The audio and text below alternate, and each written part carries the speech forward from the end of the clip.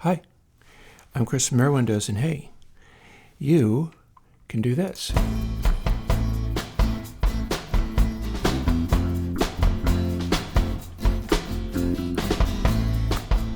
Now, what is this specifically? It's a groove. And that groove was made using this tool.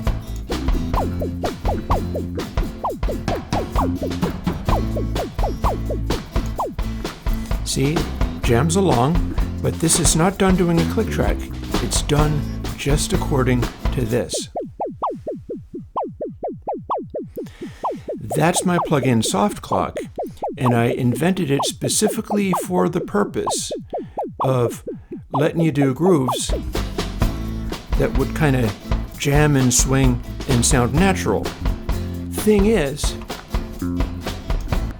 there were ways to improve SoftClock, and that's why this is SoftClock2. Now, you were not hearing that because the thing about something like this is I had to track it along with some of the music onto the DAW so that it was one of my reference tracks. It's as if you laid down a guitar track or something, or whatever you might choose to use, and jammed everything else along to it. So that might sound a little weird, like no click, no grid. Oh no, what do I do? But it's a time-honored way of doing grooves. In fact, the $10 and up patron thing that I'm doing this week is Van Halen's I'm the One off of their first album, which is a beautiful example of a band that just went in. They didn't even necessarily tune to a tuner. They tuned to each other and just jammed. And that's the kind of thing that this can do when you have a good version of SoftClock to groove along to. So the reason that matters is because you can't necessarily groove along to just any click. There's plenty of clicks out there. I've got a click right over here, in fact.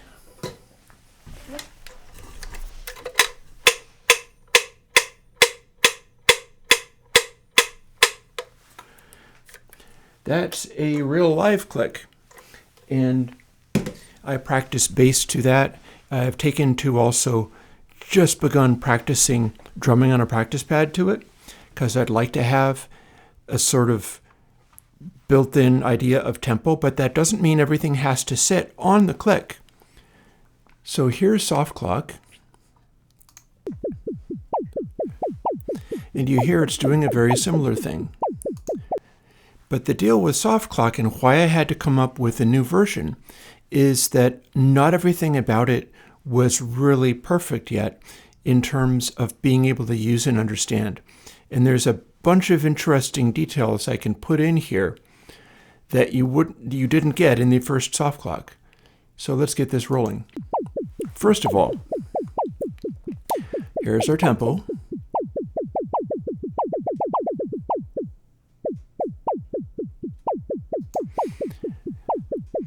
Count, we'll get to that.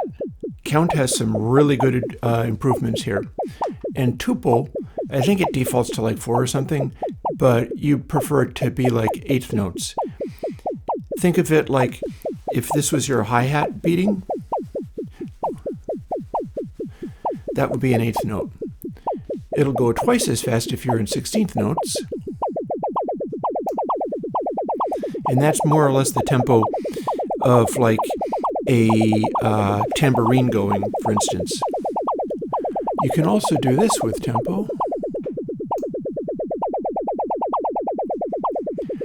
And have that fast beat happening, or indeed it'll let you set it to 16.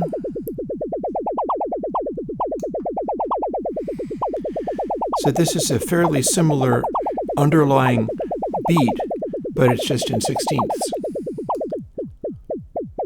And then if we put it to eighths, that sounds basically like a metronome. In fact, we can also do 4s, or indeed less than that. You can do 0, it's just a continuing pulse. And this gives you different sort of pitches. I can exaggerate this using accents.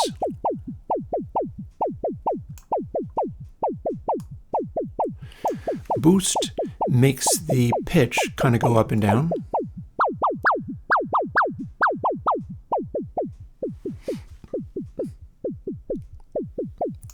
And you can set it anywhere you like that you feel is going to define what groove you want to make. Now the thing to listen to here we've got a pretty steady 1, 2, 3, 4 beat. We can also have that be in eighths.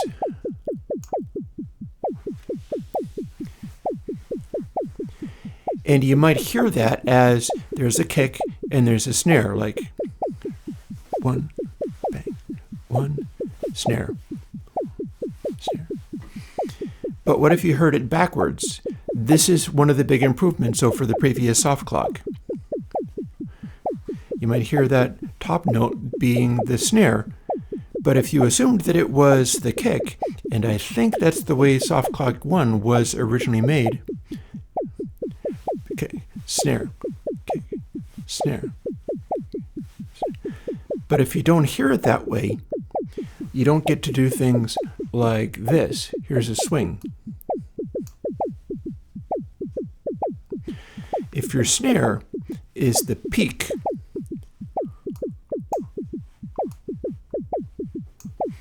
you can swing it. And if you have a swing going, you don't have to, mind you, I can take this out. Then if you put this peak control to a larger setting than 0,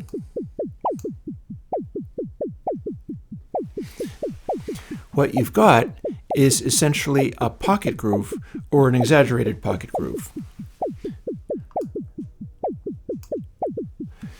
In fact, we can make the snare hit be so completely delayed that it's doing something entirely else. Or we can bring the swing in here.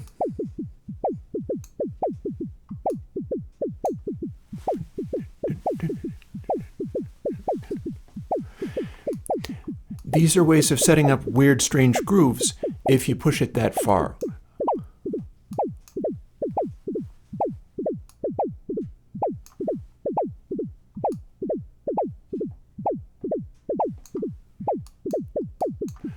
You don't necessarily want to do that, although you can if you want to make some of those really unusual grooves, and you might very well want to do that.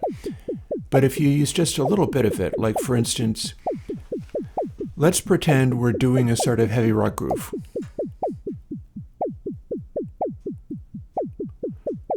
And we're going to do 128 beats per minute, like we're one of the tracks off ZZ Top's Eliminator. And then rather than having it be completely stiff, and we can have it be completely stiff just by having it do this.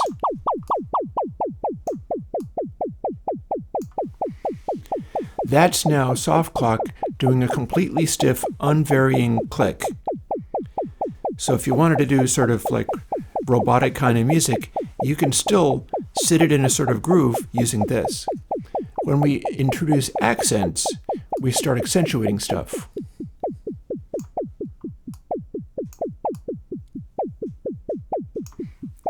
And then, if we have just a little bit of swing, we'll make the downbeats and the accents sit up a little bit more.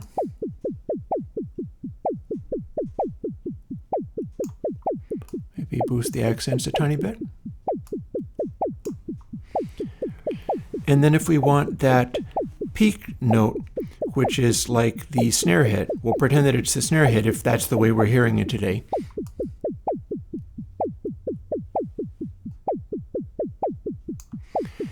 That's now turned itself into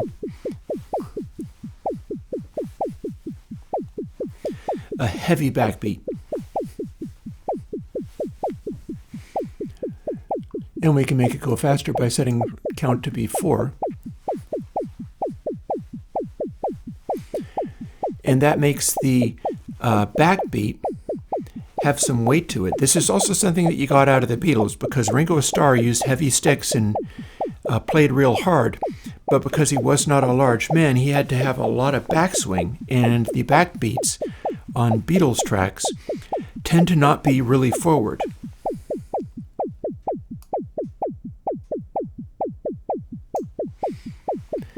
And you can set it up like that. If you want the feel to be more gentle, speed goes down.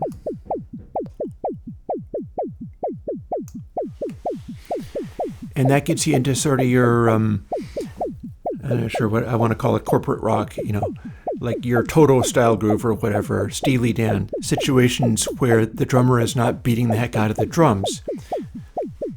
And you're trying to get a groove happening that doesn't sound strained, that doesn't sound too aggressive. Or we can do the opposite.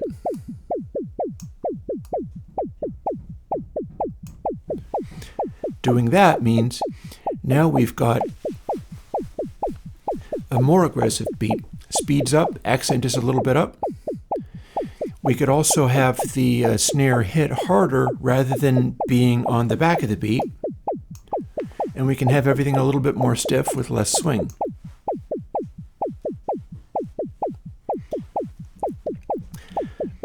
So that groove is interesting enough that we can try doing it as a 7.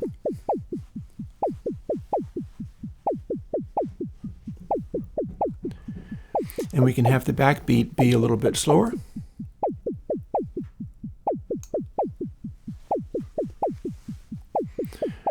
Or maybe we're hearing it the other way around. Maybe that's the downbeat, in which case down. And of course we can put swing.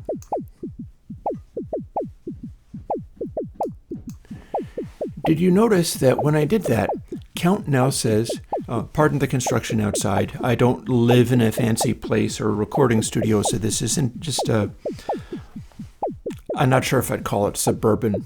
This is just in my neighborhood, so I don't have a special place to go to make videos, and so if stuff's happening in the neighborhood, you will hear it. And notice that count says 7-7, much like it says 8-8, when I go to a 8-beat even beat, and we can even do 9-9.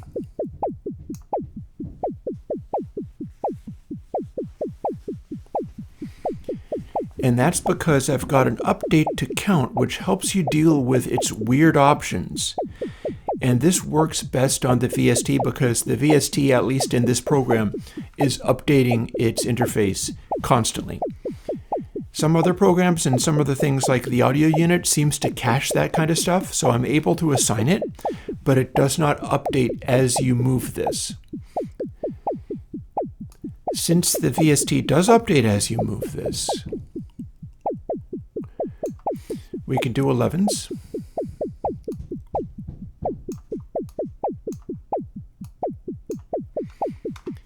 And you can plainly hear that.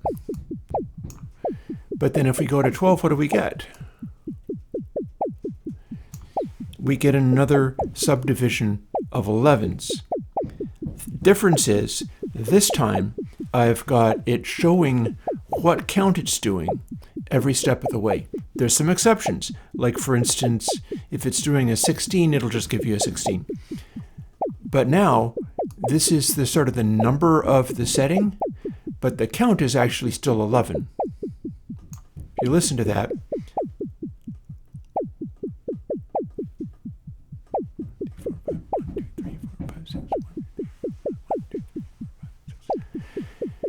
that is a 11 which doesn't have many subdivisions. However, if we go back to the initial 11,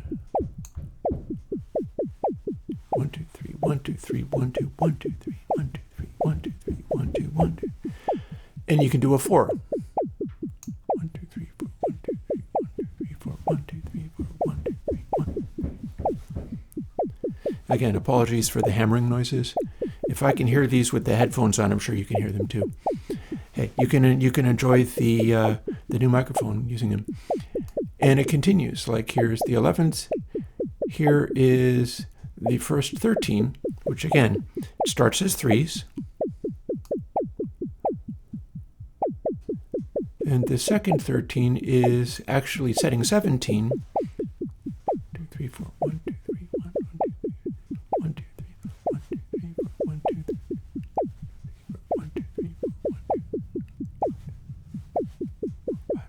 3, 4, 1, 2, 3, 4, 1, 2, 3, 4, 5, 1, 2, 3.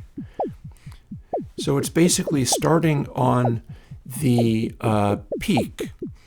But if you want to hear it with the peak being a kick, the peak being a snare, you can hear it that way by setting up peak and valley to hesitate in the right place. Or you can just have it be flat. Typically, if you hesitate something, it's going to sound more like a backbeat with some weight behind it. But it depends. Like if you're very used to, say, dilabeats, then that would be a hesitation in the kick. That would be a hesitation going in. And we can continue. Like we can do a 13, which is counting fives initially. And you just keep going. There's 17s. There's 19s. 24 is a even beat. It's in case you want to have the peaks and valleys cycling this way. And lastly, we can do a 23. Hang on, was that the first? I think 23 starts on counting fours. 1, 2, 3, 4, 1, 2, 3, 4, 1, 2, 3, 4, 1, 2, 3, 1, 2, 3, 4. And then, let's see. Now it says 29. So this one is a 23 that's mostly counted in fives, except for there is an extra one to break it up. 1, 2, 3, 4, 1, 2, 3, 4, 5, 1, 2, 3, 4, 5, 1. I think it's fives, and then there's a final 8. The point being, you try to set it up so that you hear what this funny odd time is doing. Fool with it until it sounds right to you. You might use the swing.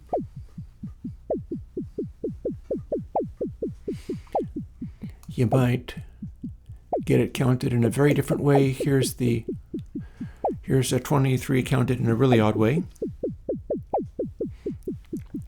You don't necessarily make music around 23/8 or 23/4.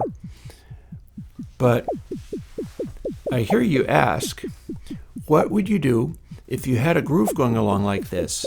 And then you went, okay, but I want to have a 7/8 over this, but with 7 beats in the space of 8 for the underlying beat. So we want to do our weirdly counted 23, but then let's have a 7/8 that overlaps with it and is just slightly out of sync. So it's 7 in the space of 8.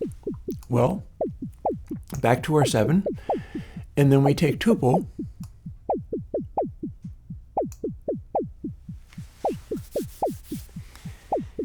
if you lay that down separately in the same groove, in some other place, maybe mute everything from the previous groove, lay this down in the same groove along to this particular thing and whatever other stuff you want to have going along with it, and then slide the entire overdub, everything that you've added, until the downbeat of the place that you want it to coincide synchronizes with the downbeat of the underlying one. It will line up perfectly. This is how you do extremely silly clock stuff. So I'm going to leave you with that because that's entirely too much. But I hope you enjoy SoftClock. The reason I'm doing some of this stuff is I just want to give people the tools to do cooler things. And the reason I'm Patreon supported, and these are free open source plugins, is because I have a theory, which I've been developing lately. I think poor people make better music. I think wealthy and comfortable people make better tools. So this is as much tools as I can make for you at the moment. If things get real better, I may be able to end up doing things like hardware or whatever, or get help for doing some of the other stuff that I'd like to do. For now, this is as hard as I can go with the resources I have to do tools for you. in hopes of getting some of this stuff into people's hands.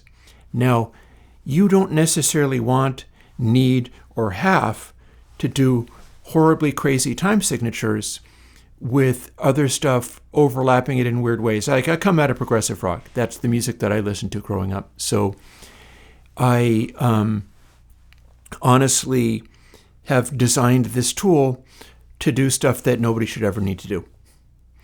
I don't think you should ever be needing to do things like that because it's kind of fruitless. On the other hand, if you're in love with all that weird, like mid-period King Crimson or whatever, or you wanted to like take a relatively normal groove and go, well, I want to kick into something strange. So why don't I do a going from like my 4/4 whatever to a 7/4, but also bump up the tempo until it's doing what I want. Well, what you would do then would be play with count and tuple. You'd have count as a 4/4 and tuple as whatever you would want. Then you would bump count to 7/4 and tuple to 7th note, at which point it's going to be doing a 7 in exactly the same bar length. But it's going to be that kind of flexible bar length you get out of SoftClock, where you do not have a click track put down in the computer and there is no grid. Instead, you listen for it. And I think that's going to have people be excited about hearing the kinds of groove that you can produce from listening to something that generates what's called entrainment. Entrainment is a way of dealing with tempo and time where you feel it in your body and it swings and moves. And that's pretty much what I would like to make possible for people to do, including myself. I have high hopes of getting back into the studio and doing more music with the stuff that I've learned and the new tools that I've built. I did say that it's one thing to make music, but it's also worthwhile to make tools. That's kind of what I do rather than making music most of the time. I did make the music that you heard up in the start, and that was done using SoftClock, but I'm still working at it. I'm working on a version of Console X that's Console X2, and I think I might even have something coming up that is a variation on the bus of Console X2, because it was just simple enough that I could knock off the pan trim control and get it down to 10 plugins, 10 controls, meaning that I can put it out as a standalone plugin that will fit in Consolidated, meaning that I can put it out before I have Console X2 ready. And then you get to hear what happens when Tape Hack has a high frequency compression thing built into it to stop it from, to help it not alias as hard on high frequency sounds, and the other things that you get when you have working tape style compression, but without some of the other things that would go into a full tape model. But that's going to be for another day. So I will talk to you later. Bye-bye.